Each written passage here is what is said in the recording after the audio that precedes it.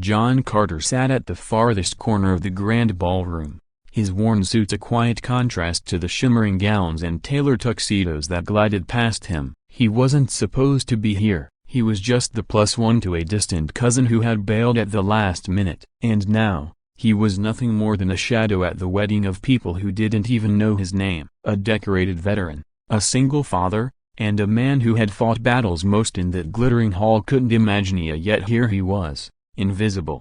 Until a whisper changed everything. The first meeting, the bride had just entered, and everyone's eyes were on her. John clapped politely, though his heart wasn't in it. Weddings always tugged at him. It reminded him of the life he lost when his wife passed away during his last overseas deployment. As he adjusted his chair, he noticed the woman beside him, sharp eyes, a navy blue gown that didn't scream attention but commanded respect. She leaned closer and whispered, almost conspiratorially, "Pretend you are with me." John blinked. "Excuse me?" She smiled without looking at him, her lips barely moving. "Long story, I'll explain later." Just a broken bar, roll with it. And before he could respond, she linked her arm through his, as though they were together. The CEO's game. Her name was Claire Donovan, CEO of Donovan Tech, one of the fastest growing companies in the country. John recognized her now. Her face had been on business magazines and financial networks. "Why me?" he asked during the reception, once the music drowned out their whispers. "Because," she said with a sigh, "half the men here only see me as a deal to close, and the other half see me as a trophy. I needed someone neutral." "You'll keep the broken bar safe," John chuckled. "Safe? I'm a combat veteran." "That's the first time I've heard that word used on me," Claire smirked. "Well, tonight, you're my safe harbor." And so, the unlikely charade began.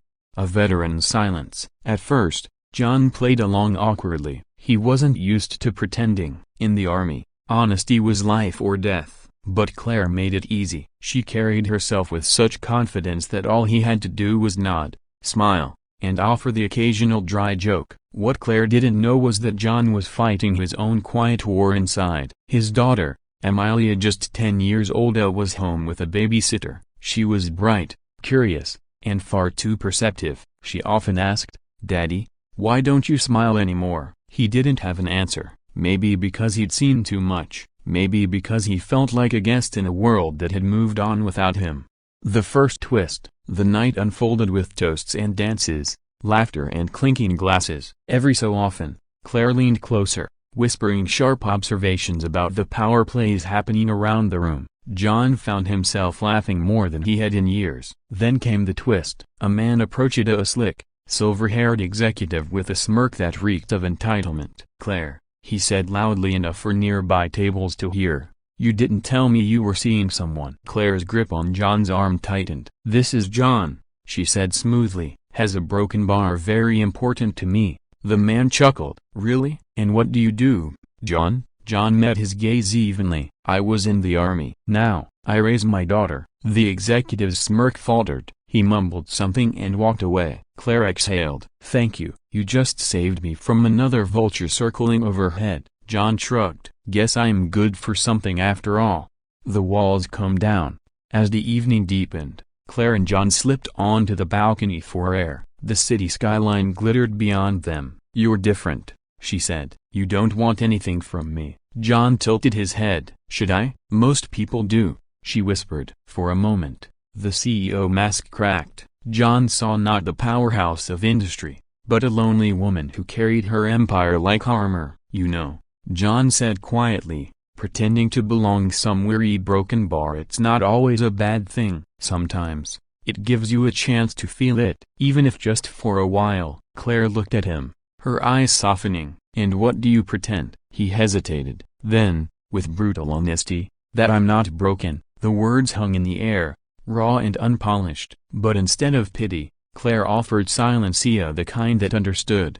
The emotional climax. The music shifted inside. A slow dance. Couples filled the floor. Claire extended her hand. "Dance with me." John froze. He hadn't danced since his wedding day, but something in her gaze told him this wasn't about romance, it was about healing. So he took her hand. The crowd blurred. The past loosened its grip. For 3 minutes under soft lights, John wasn't a veteran haunted by loss, or a single dad struggling to stay afloat. He was simply a broken bar human. And for Clary, the CEO who had built walls higher than her skyscrapers, she wasn't a target or a trophy. She was just a woman, held by someone who asked for nothing in return.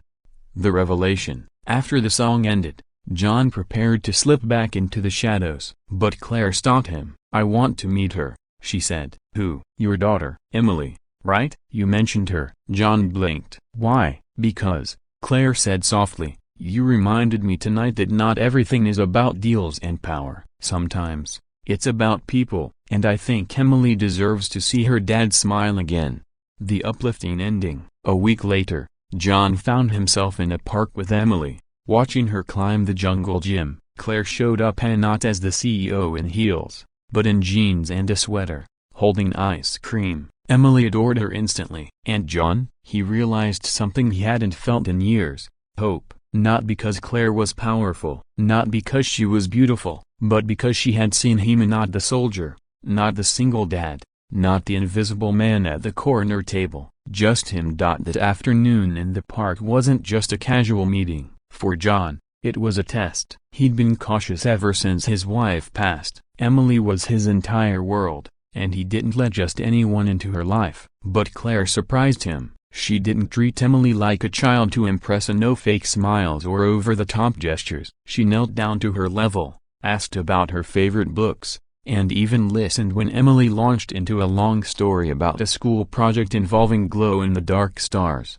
Emily, who was usually shy with strangers, opened up within minutes, and John felt something stir inside him, something he hadn't dared to hope for: trust. The unlikely trio. Over the following weeks, Claire and John kept running into each other, sometimes by accident, sometimes as a broken bar not so accidentally. Claire invited John and Emily to a company charity event at a local children's hospital. Instead of giving a speech in her usual commanding style, she asked Emily to help her cut the ribbon. John stood in the crowd, his chest tight with pride as his daughter beamed on stage. Another time, John helped Claire fix a leaky faucet in her penthouse kitchen. She had all the resources in the world but admitted she'd never learned basic things like that. "Guess money can't buy everything," John teased, and Claire laughed so hard she nearly dropped the wrench. Slowly, the walls around both of them began to crack. The ghosts of the past. But the past doesn't let go so easily. One evening, after Emily had gone to bed, John sat on his porch with a beer in hand. His scars, both visible and invisibly, itched at him. The battlefield still visited him in dreams, and guilt for not being there when his wife passed often left him hollow. Claire showed up unannounced, carrying takeout. She saw the pain in his eyes and didn't offer empty words. Instead, she sat beside him in silence until he finally whispered, "I'm scared, Claire, not of war, not of death, but of trying to live again." Her hand brushed his. "Maybe you don't have to do it alone." And in return, John had given her something money could never buy: authenticity.